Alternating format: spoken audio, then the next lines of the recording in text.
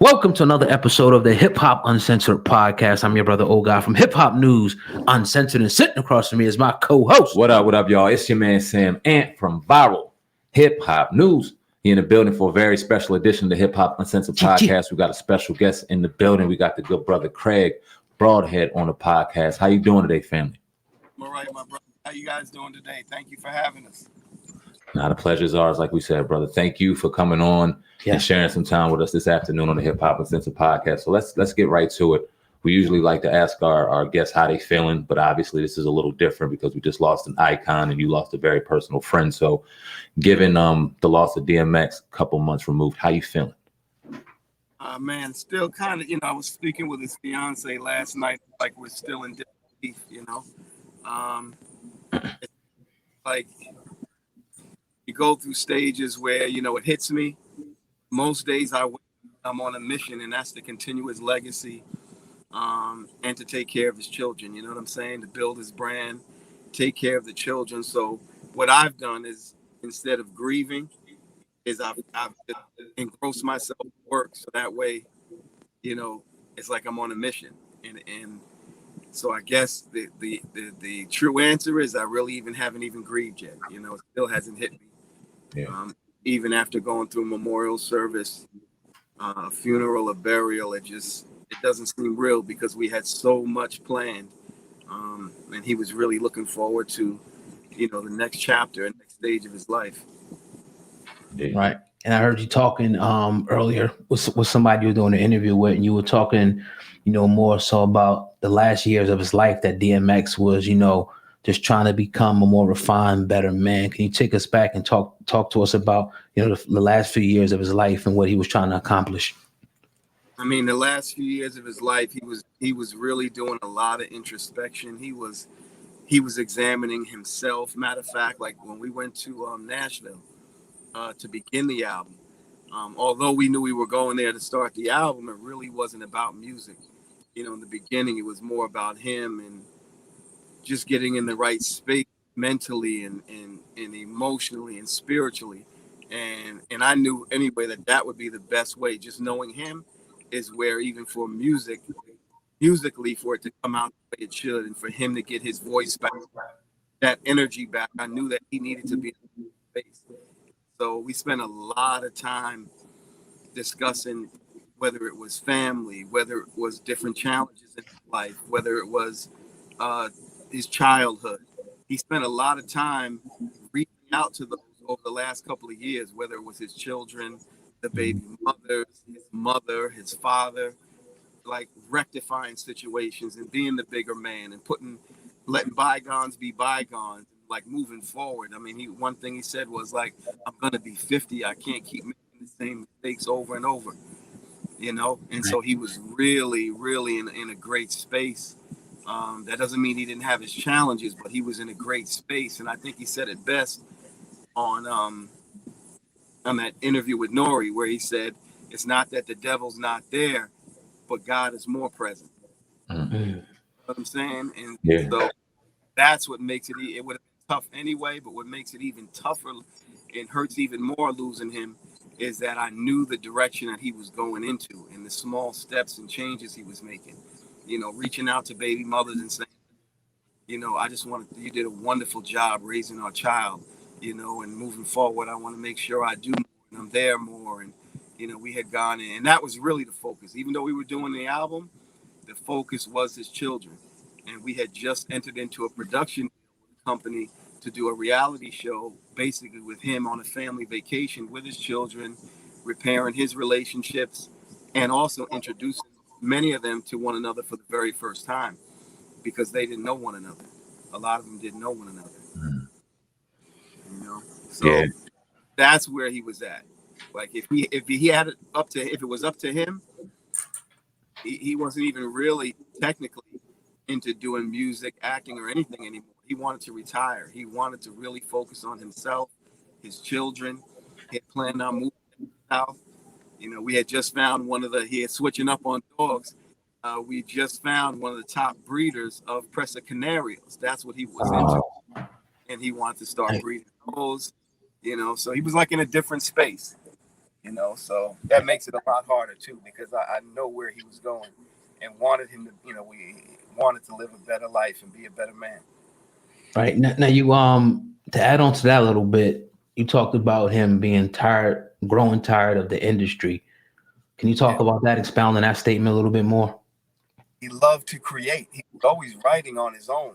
But when it came time to do it, whether it's for an album or in the studio, it's because he didn't look forward to the demands and pressures, And he always referred to his life, and I didn't like this, but he always referred to his life as the blessing and the curse. And so was blessed with this extreme gift, with the talent to rhyme and to touch people. But what he's like, man, I didn't really want the fame, because to the end, even though he was DMX, he was always Earl Simmons.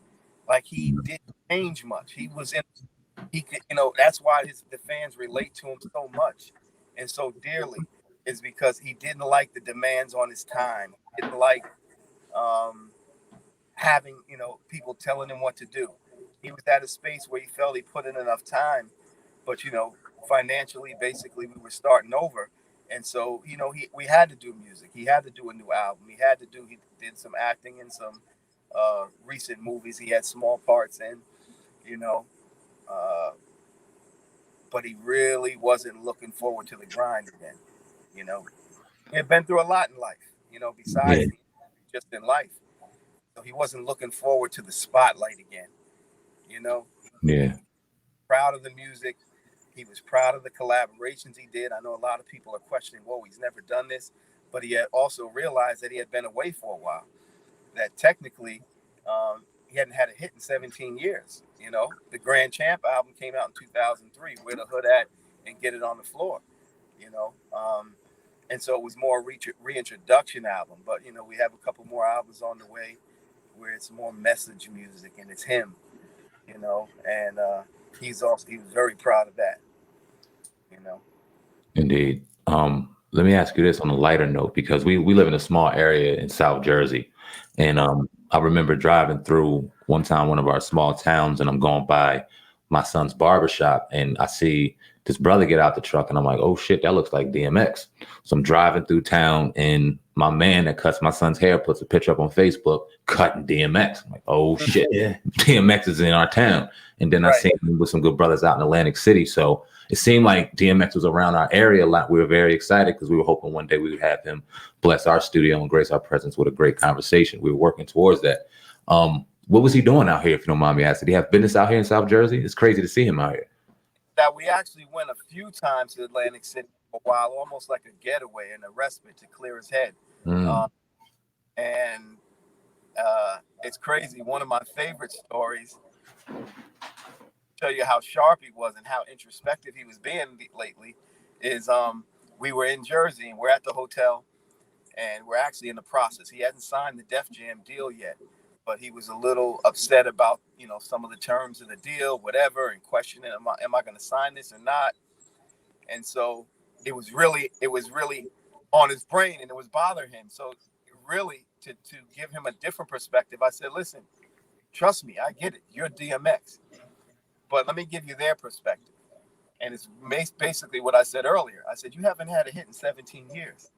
And you can see it caught him by surprise for a minute. He was like, I said, yeah, get it on, Where the Hood At and Get It on the Floor. Grand Champ came out 2003.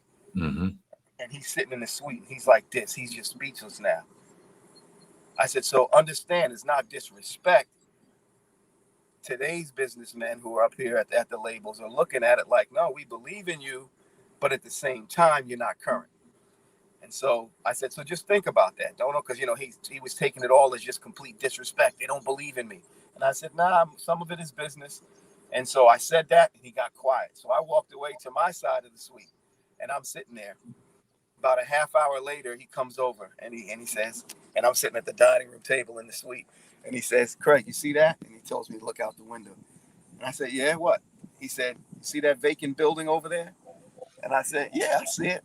He said, that was probably popping about 17 years ago. And although it's vacant now, that doesn't mean it can't turn back into something. I just looked at him and smiled. Yeah. And we gave each other a pound and a hug. And I said, that's what I'm talking about. That's the X I need. That's the Earl I need. That's the dog. Let's fight. You know what I'm saying? But you could tell he was sitting there thinking about it after I said it. Right. And he must have been looking out the window because he came to my side and he was like, you see that building over there? So it just lets you know his spirit, that he understood that, because sometimes we could get lost and realize, like, now we have to prove ourselves all over again, Indeed. But you're not alone. Take us back, if you don't mind, in meeting DMX, the first time you got to meet the brother and your first introduction and first impression of him. My introduction really wasn't like a formal meeting. I was an A&R at Rough Riders back in the day. And so by the time I got there in 97, he was already there. He was with DNY. He had been with them like 10 years prior to that. I know most people probably don't know that, but they had been grinding with him 9 or 10 years before the world knew him. And so it was just his presence, his aura, when he spoke, it was like you grasped his every word, the feeling and the sentiment behind it. He didn't mince words. And so me meeting him, it literally taught me, and I can admit, how to do music better.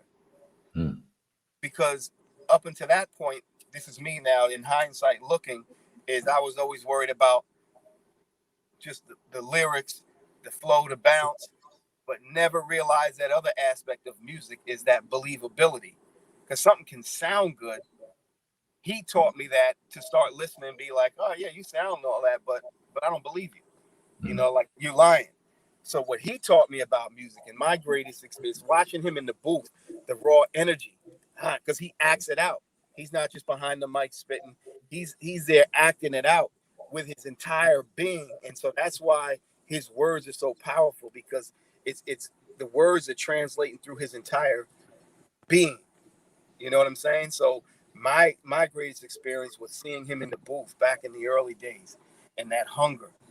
And remember, back then, the Locks were already on. They were also with Rough Riders, but they were signed to Bad Boy. And it was like him, you just knew, like, nah, he's the truth. He's the truth. No matter what people were saying about, I don't know if people want to hear that voice for an entire album. It's so raspy and all the grunting and growling, and he's rough and he's raw. And that's the other thing that he taught me, is that he never worried about trends. He never worried about how other people's music was sounding or what they were saying or what they were doing. He was always true to himself musically. Right. And then the other thing is that I feel that, like, success hurt us. And what I mean by that is, if you want to talk about the early days again, is imagine being up in Yonkers in the lab at Powerhouse, the Rough Riders studio, and you have a hungry DMX, a hungry Jadakiss, a hungry Kiss. A hungry Luch, a hungry Style, a hungry Drag, and then later a hungry Eve. And everybody's in there like iron sharpens iron, like go into one room and be like, oh, okay, now I'm writing. And the producer's doing the same thing, having PK or Swiss and Grease, Shock, having these people up there, and you go in one room, and it makes you get on your job more. So that's what I missed, is that as we had success and as the budgets got bigger, then people started recording all over the place. You know what I'm saying? Even though I want to go here, I want to go to Miami, I want to go to LA, I want to go to Arizona, and we kind of lost that lab incubator effect that was the early days of Powerhouse. It was powerful, man. The culture, the energy, the vibe, the skill level, the hunger, the talent, just everything, the spirit, like, it was incredible. And that's something that I wish we could have captured and put in a bottle. Word. Yeah, that's something put in a bottle. Yeah. Now, were you A&R at Rough Riders when they were going back and forth with Rockefeller at all? Yes, I was from 97 or end of 97 until I left the end of 2005, beginning of 2006. Okay, explain the atmosphere back then, and why didn't DMX? He never really got involved with it. It was just kind of like the people wondering what was his stance with the whole situation. If you don't mind, explain that to the audience. You got it. Once again, X always had, like, him and the Locks are brothers forever. Right. from Yonkers. But at that time, X had a lot going on. X was kind of in his own.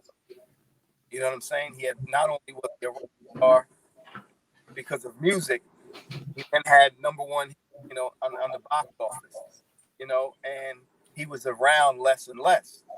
And so it was to me anyway, it was more by default that he just happened to be away, busy doing his own thing. Remember, that's also when he was feeling a certain way about not owning a part of Rough Riders and a part of that company. So he felt he was done wrong. And so at that point, he was focusing more on like Bloodline, starting his own label up at Def Jam. And so I think it more so he just fell by the wayside, because if he had been really focused, he would have probably jumped in it. That's what he loved, battling. And he always looked at Jay as like his arch nemesis, not because they were enemies, but that's just him. He's so competitive.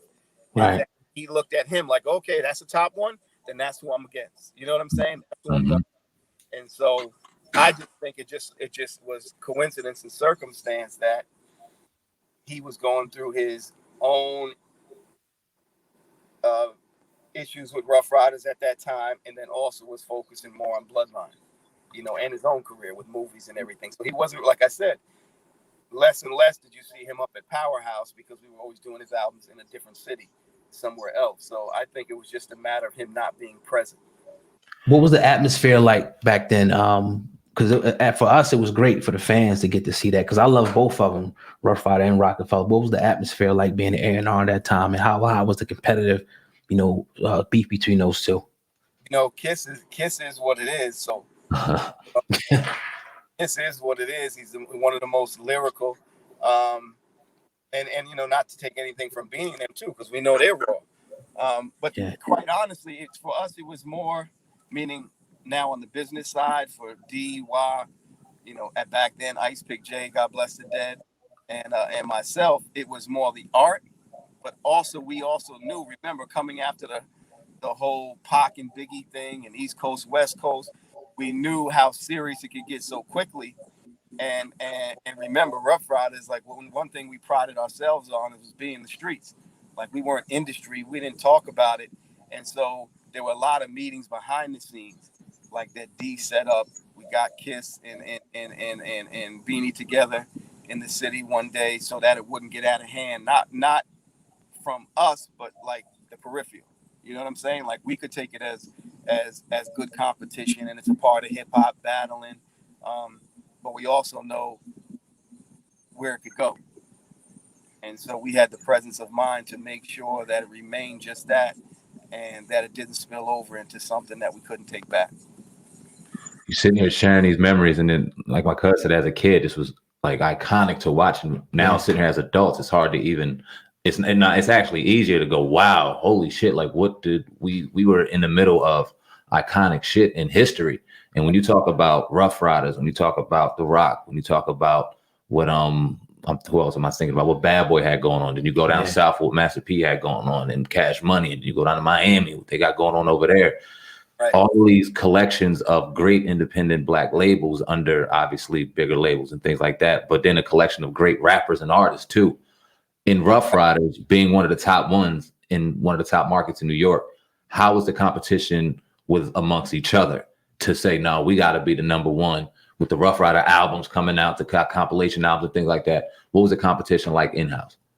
We in-house was fierce, and that's what kept us on top. Yeah. You didn't even worry about outside. In-house, it was fierce. And so, and then we had that confidence. We're humble, but we still had that confidence. Best. And if you really do the history, there's from that 98 to like 2003 period, you tell me what other label, whether major or an imprint, accomplished what we did. Every single album we put out did minimum gold. And when I say gold, more on the high end towards platinum, like 800,000, whether it was Drag, The Locks. You remember X was going 3 million, 4 million, 5 million. Yeah. Our compilations were going double platinum. Eve was going double platinum. Yeah. The Locks album, when they came back from Bad Boy, was doing like 750. Drag did like 800,000. And so like everything we were putting out. Then when Kiss went solo, up there 700,000-800,000 out the gate. SP was doing 600,000-700,000. So there's no label that can say that. None of them. Even our competition, we give them respect, but Rockefeller can't say that. Death Row can't say that. I don't think any other label. I don't even think majors can say that. Where every album they put out for that good 5-year run, we had the game in a chokehold. I mean, I remember even in the major holidays, whether it was Bike Weekend, whether it was Memorial Weekend, wherever we went, whether it's Miami, Cancun, that when we hit the strip with them our shirts, people were literally dropping other label stuff right in the street and going crazy wanting the R shirt. We had the baby tees and all that. Women were taking off what they had and putting it on right in the street. We had the R panties. They were taking off and putting it on right in the street. We should have been an empire. We should have been an empire. Definitely appreciate those memories, sharing it with us. Now when DMX, he with Def Jam, and then he comes out, says the stuff about Jay-Z the time Jay-Z was president. Were you around then to know what his issues were with Def Jam and why he ultimately had a riff or a feud with them? That was right around the time I left for work after we did Grand Camp, and they started working on album 6. I left right before that. But the issue was is that X now felt it disrespectful, or he couldn't just get in his head that how do I have to go get approval for DMX music from someone who was my competition?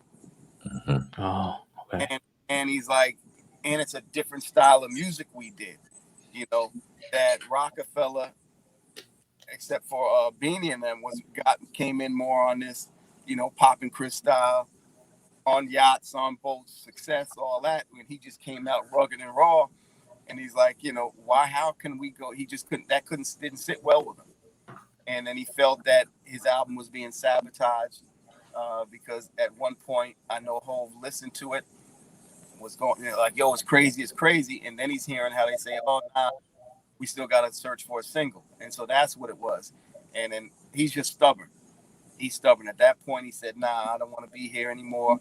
And behind the scenes, I know D and Darren Dean and Hov spoke behind the scenes, and that's where they worked out that release. And I believe that's when they went over to Sony Columbia. Okay. I think that album came out like 2006. That was right after I left. I'm pretty sure like 2006. Columbia, Sony. But that was it. It wasn't. It's not a hate. It's not even a love-hate. It's just a competition thing. Like, I don't care if he's playing pool, whatever. The competition. Like he wants to win. Wow. He just couldn't understand. It's almost like when you hear the old school basketball player, how they always stayed put where they were, and I'm gonna beat you. I'm not gonna join my competition like some of the today's NBA is saying how forming up and joining super teams, and that there's too much love, that it should be like, nah, if I'm the best, I want to beat the best. I'm organically develop my team to beat them. That's what X is more a throwback. It was really that. It wasn't anything personal. It was just that competitive spirit and nature in him. Like I'm the best and I'm gonna beat the best. And then also saying like I sell more records than all these guys. How are they telling me? Right. That's really it. If you look at it, he's like, I sell more records than them.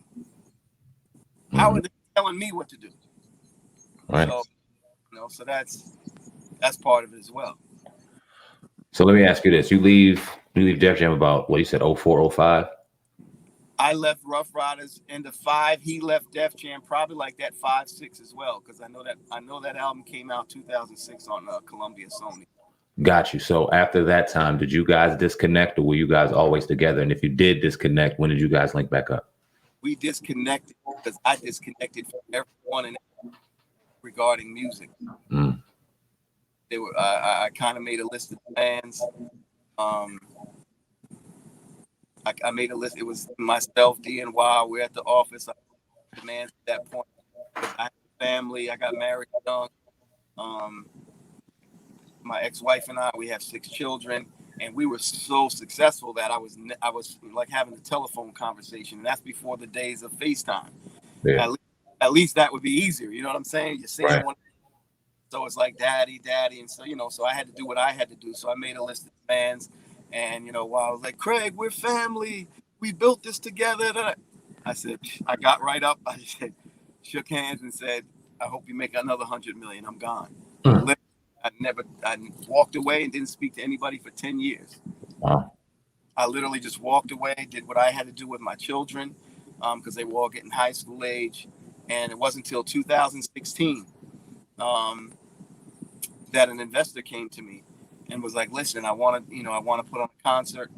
And I was trying to get Rough Riders. Somebody told me that, the Rough Riders, this and that. And I said, well, I found out, made sure he had the money.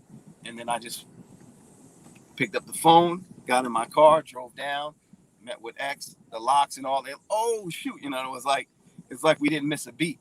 Yeah. And we did a show July of 2016 at the Westchester County Center called The Empire Strikes Back.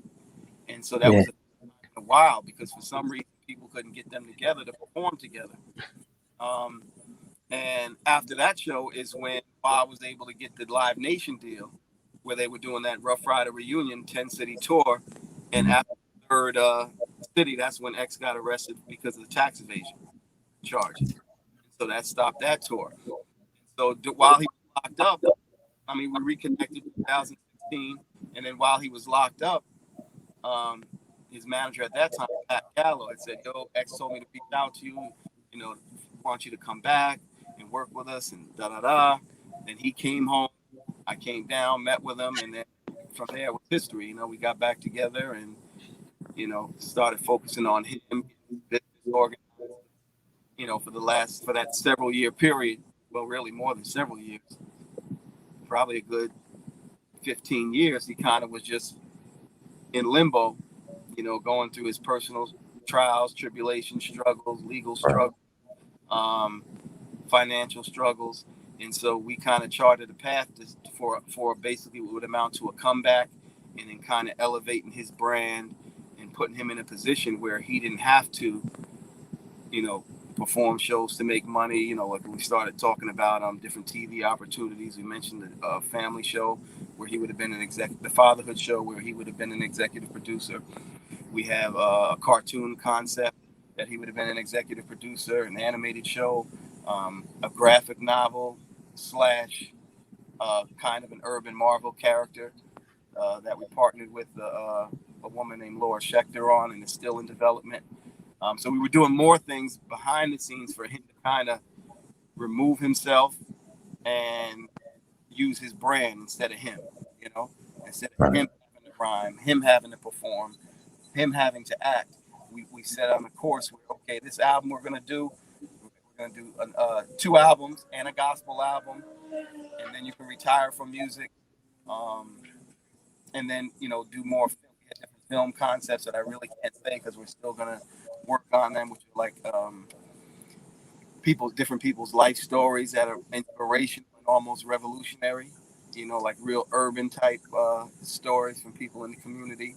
A lot of it is what's playing out now, dealing with police and all that. So those are concepts that we're still going to work on in his memory, for his estate, for his children.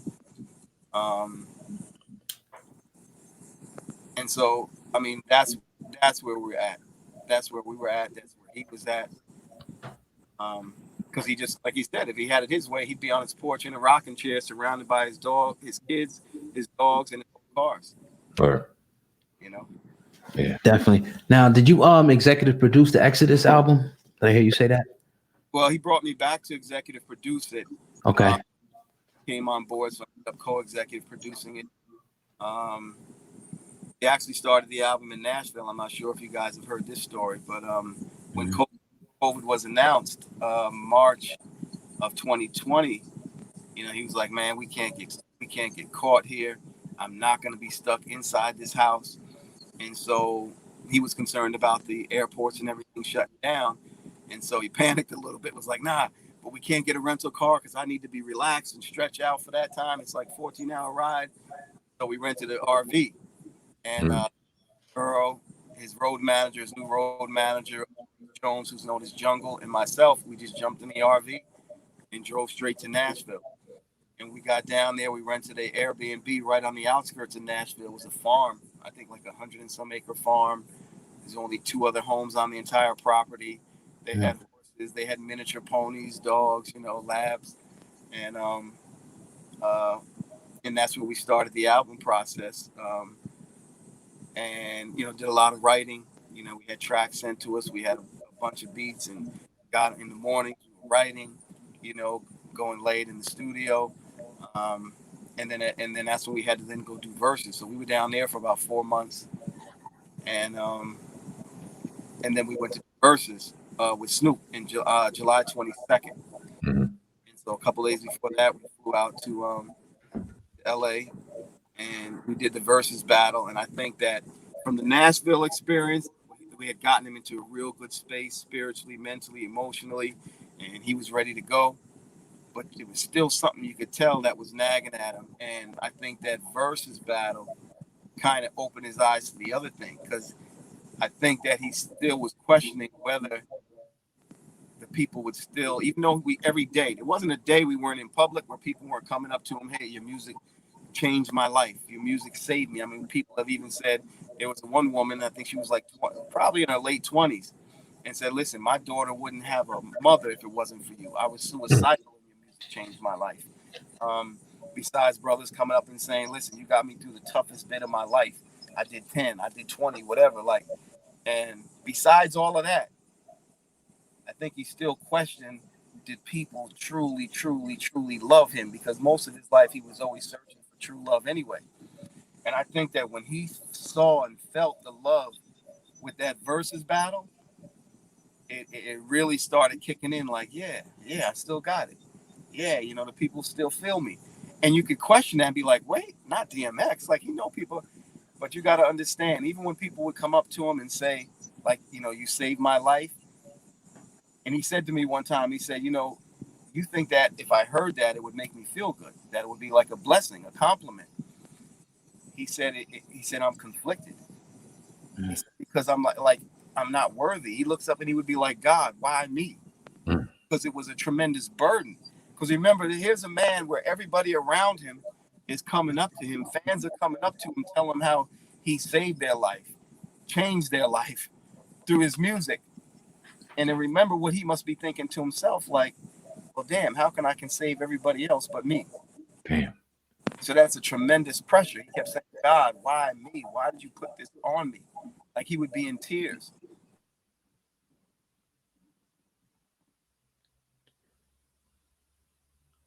Just deep, man. It's just deep, man.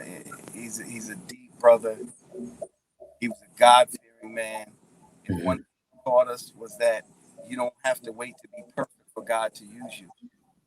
Because like I told you, there wasn't one day, not one day that he was in public where somebody didn't say, pray for me, or your prayers got me through this, or the worst period in my life. Not one day, not one day. I never was with that man one day where somebody didn't say that his music had that type of impact on his life, on their life. Believe that. that. Not one day. So let me ask you this, if you don't mind. So we get to the moments prior to his, or the days prior to his passing, and we get the news on up in the public. We get it, and we all kind of digest. And we've all had family before that's been sick and has been put on life support, and we've had to have the family brought in, and we wait and things like that. So we all had our speculations. But what was it like intimately with DMX during that time, if you don't mind me asking? Was it like always a space left for hope that he would come through, or was it a situation where we got to get family to come see him and give their final goodbyes before we go ahead and do what we got to do? For me, never once did I ever envision him not waking up. Okay. Not once. He was at home. I live upstate New York, about 2 hours away. So I got the call Friday night. What's wrong with Earl? He fell, he passed out, and they had to revive him, and he's rushed to the emergency room. So I immediately jumped in the car, drove down. The word I got is that he had a heart attack, a major heart attack, that he was unconscious on life support. 30 minutes to revive. Didn't revive. Heartbeat back. And then also told that while there, he tested positive for COVID. So they had him COVID ICU wing in the hospital. And so that's all I know. Okay. And I'm like, all right, well, he's going to bounce back. I kept asking, is he brain dead? Nope. None of the family is telling me. We couldn't see him. We were at the hospital. It was, a handful of us that were at the hospital every single day from 9, 10 in the morning all the way till the visiting hours stopped at like 6, 7. Mm-hmm. But we would just be waiting for the family to come back down,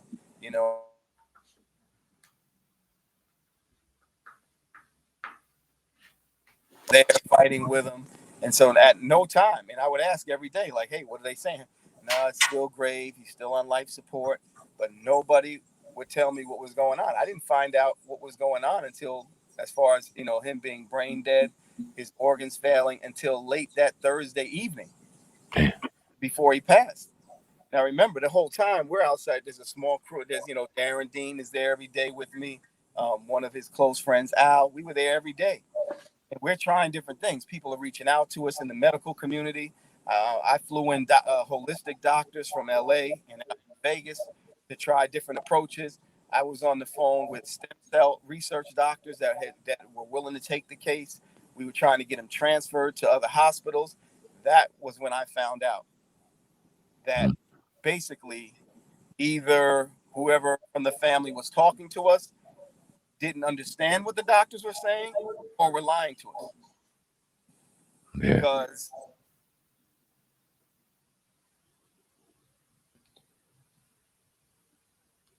sorry, not to cut you off, but we didn't hear that part. It went out for a second. Can you repeat that? Which part? Which part was that? You were saying that you went right off of saying that it was either they didn't know. Go on, sir. Either the family members that were up there every day allowed to actually go in, right? Either they were misunderstanding what the doctors were saying, or they weren't telling us the complete truth. Because when I finally was speaking with the family, like, listen, well, they're telling you they've done everything they can at White Plains Hospital. All right, well, we're going to get them transferred. I got stem cell research doctors that already tried experimental treatments. We had the holistic doctors come in. We were trying everything.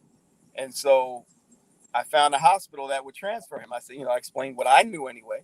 I said, he just has minimal brain activity.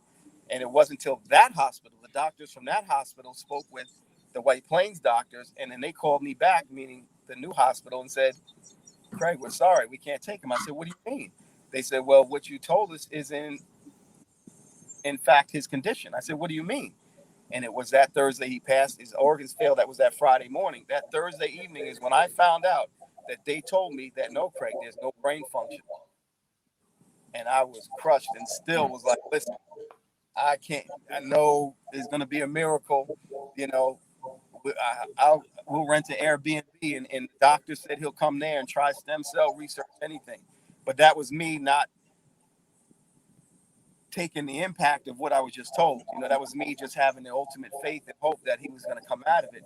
And it wasn't until that Thursday night now. Now it's Thursday.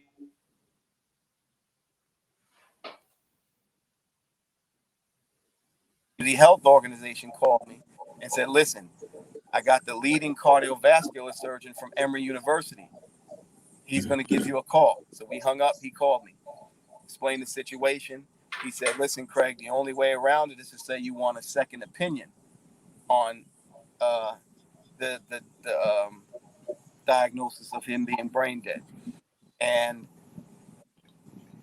after he spoke with the hospital, then he called me back and said, listen, we don't know one another, but I can hear from the passion in your voice. You've been a good friend. You've done everything you can. But what I've heard from, nobody has ever come back from, no brain functioning. It's different if he was in a coma. It would be different if he was in a vegetative state, but there is no brain activity. And this is what that doctor said. He said, and this is coming from someone who would love to help you and him. He said, because I'm a DMX fan. I used to do surgery, listen to his music. And so, we fought to the end. The people around him, we fought to the end, trying different approaches, getting people involved, medical specialists. But long story short, that his organs failed, and it was something he wasn't coming back from. Now, could it be a situation, and please correct me if I'm wrong, when did you guys find out his brain function was no longer there? Was it something that the family maybe didn't know, or was it something that was a little more elongated than the Thursday you found out? It was longer. Come to find out, it was that. Yeah. Gotcha. Damn. So with that, oh, sorry, go ahead. In the meantime, like I said, we're flying in doctors, trying different approaches, conversations with different hospitals that would do treatment and all that. That's why I guess I'm still in disbelief, because it's like, you're still like, I can't believe it. Yeah. Like, I'm expecting him to bounce back. Like we got all his children up there, and we did that also thinking that he was going to wake up and be able to tell him, like, yeah, see, we got the ball rolling. Children are here. And so it was just, I can't even describe the pain and the hurt. Probably every emotion you can think of: anger, disbelief, everything. It still hasn't hit me. Yeah. Still hasn't hit me. I know it's real, but right. I'm not delusional, but it hasn't hit me. Right. So moving forward, you were talking, you said that, your legacy now, or your mission, I should say, is to make sure that his kids, get the just due. Talk about that and making sure that, his kids, are good. Yeah, everything now is about his children. He had 14 children, ranging from age 29 to the youngest. And everybody's hurting, for as much as we hurt. Mm-hmm. Imagine his children, his fiance. Oh man, so just about building his legacy now. That almost like figure keeping him alive, his spirit and energy going, speaking about and standing up for the things that he believes. Thanking God that we are still here, and make the best of it, and use his life as a blessing. Both the trials, tribulations, and the triumphs. Like, just use it as a learning lesson. And thank God that there's a lot of people that have been really, really, like, deals that we had spoken about while he was here, that many of these people are keeping their word, and they understand they still do it. Even when it comes down to the fatherhood show, there are various production companies that have reached out, say that it's an honorable mission, that we still want to do it even though he's not here. We still think that is a story worth telling and seeing, of his children developing bonds, relationships, moving forward in his absence. And so I'm just grateful and thankful that he even left gifts, even in him departing this earth, that his spirit and his energy is so powerful that we'll still be able to touch lives and provide for his children. That's the blessing. So our work isn't done, and we're not saying it's easy. A lot of confusion, because he didn't really. That's the other message, especially when it comes to our people, is make sure you have, whether it's a healthcare proxy, I don't care how old you are, do it. And it shouldn't be the person just because maybe they're your family. It shouldn't be. It should be someone who can think, has critical thinking skills, that can question the conditions, the doctors, and fight, and then also to have a will in place. It's unfair to have your loved ones, especially your children, sitting back while people are and catching attitudes over certain things. So to make that easier, like in our community, one of the things we need to do is really start teaching that to young, whether it's the healthcare proxy and wills. Like, that's two things that we really need to do in this situation. I know I learned from, and I need to do. Absolutely. Let me ask you this. So you, right after his death, Irv Gotti goes on an interview and says what he says about the cause of death. Now, we go on our platform and we like to have discussions about things that go on in hip hop, as well as doing interviews. And we gave our thoughts on it. And our thoughts were, if he was given a green light, then okay. If he was given a green light by his family, then yes, Irv Gotti was well within his right to say it. But if he wasn't, that was wrong. And we've had different and various people who knew and loved DMX throughout the entertainment community about their thoughts, and we got their thoughts. Somebody that was intimately close to him. How did you feel when you heard the comments made by Irv Gotti, and was he given a green light to say those things?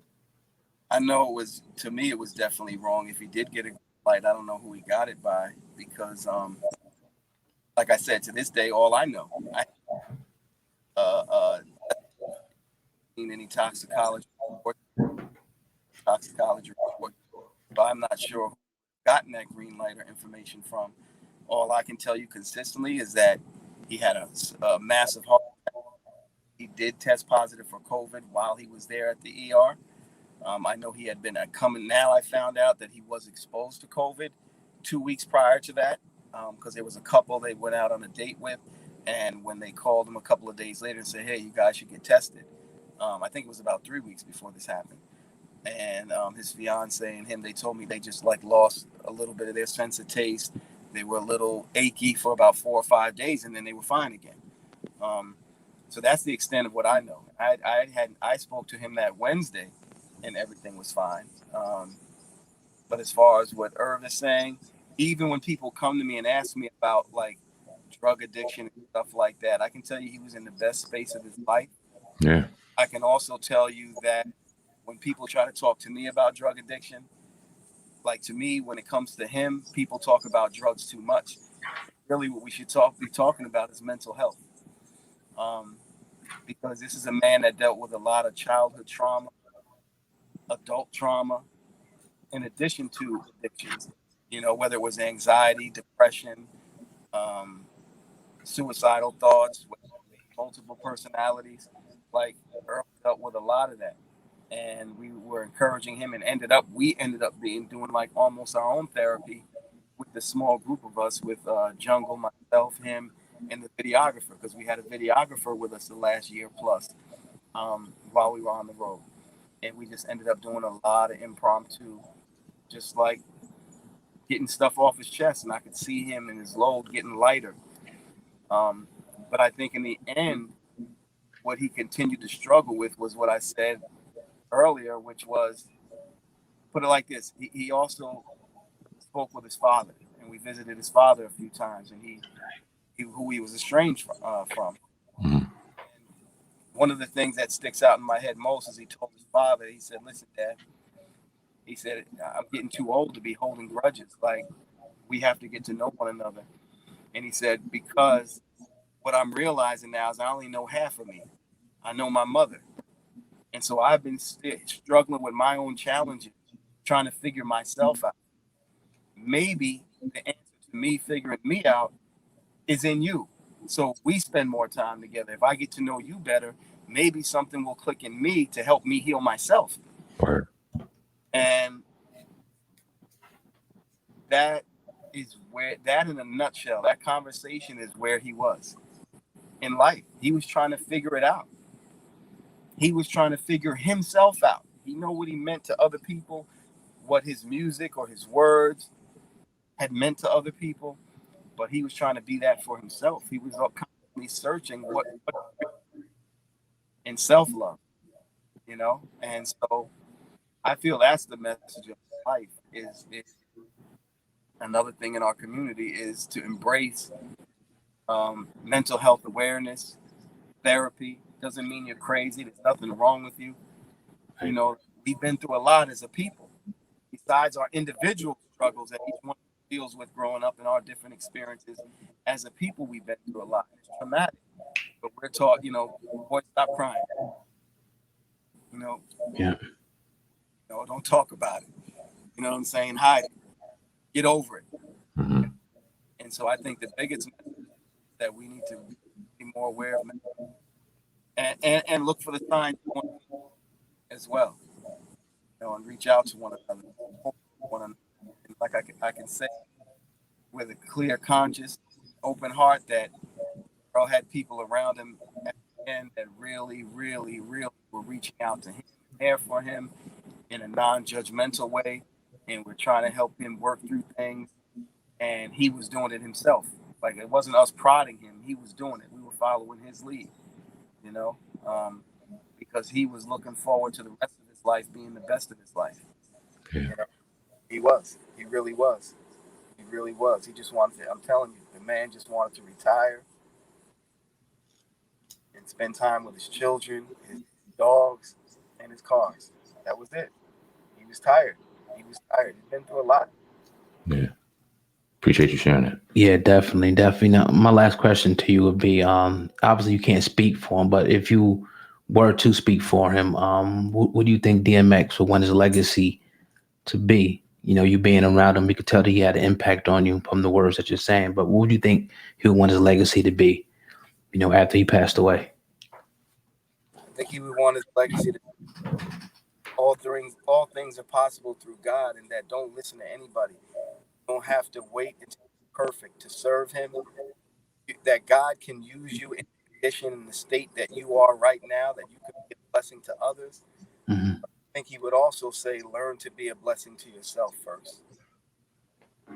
Because this is a man that gave and gave and gave and gave of himself, almost to his own detriment. Yeah. Almost to his own detriment. So it was almost like him giving and being there for everybody else and for the world and for fans. And like, that was his way of soaking up love that in some ways he hadn't yet figured out how to give or bless upon himself, you know, Yeah. himself. So be who you are, live your life, but live it for God. Allow God to use you to be a blessing to others. But I really think in hindsight, he would say that's important, but also be a blessing to yourself. Love yourself. Appreciate that. My final question to you is, and thank you for your time, and this has definitely been a great just to sit back and listen and get perspective on an idol, an icon, and hearing from somebody that was right there with him is definitely appreciative for sure. A lot of the media after his death put out reports about his money situation and what he had and what he didn't have. How fair or foul are those reports? The reports, I mean, I haven't seen them all. I've heard about some of them, a lot of them, even with the estate case that was filed. Um, Earl was not in the financial shape that he could have been, but a lot of it was by choice. Mm-hmm. Because he would, like I said, he was tired, so he was turning down. There was TV, film, like he was turning down things he wanted to think away. We were getting ready. We were starting Bloodline Films. So for him, even with this album wasn't through Rough Riders. It was a direct deal that he did with them. There's an addendum where Rough Riders was affiliated, and this was the final album he owed them. But he was proud of that it was now his deal. Similarly, he was tired of acting for other people and doing different things. So once again, we were getting more on the business side because people that had been in his life and or decisions that he made in the past didn't leave him in the best financial situation. Then you got to understand COVID hit. So where he could come up real quick doing shows, there were no shows, you know, and then we only did 2 shows that entire from like that March all the way through this March for the entire shows. One was an outdoor event in Cincinnati, and then the other was a small club appearance at All-Star Weekend in Atlanta. And so we're in the process of building. He was starting over, you know. But the future was bright. The future was bright. We had a lot of irons in the fire. And the beauty of him and his spirit, his energy, and the icon is that it was something that he could have turned very quickly, you know. But I guess to answer your question, and money tight. But we believed in him, and we were working with him, and we were going to turn it around for him. Appreciate you, you know, stepping on the platform today and being so candid about DMX, man. Yeah, definitely. Any lasting words you have, you know, you want to leave on the platform, and leave your social media contact if you wish as well. Thing I love, you know, is he said that unconditional love, unconditional, and so that was something. Unconditional love is the one condition of love. So love folks who you have either decided you're supposed to love them hard, love them hard. And loving them isn't being a yes man. Loving them is really looking out for them, caring for them, recognizing when, because sometimes people get tired of being strong. And he was someone that was always strong for everyone else, you know, and had very few people and strong for him. That's it. And his favorite scripture, you know, no weapon.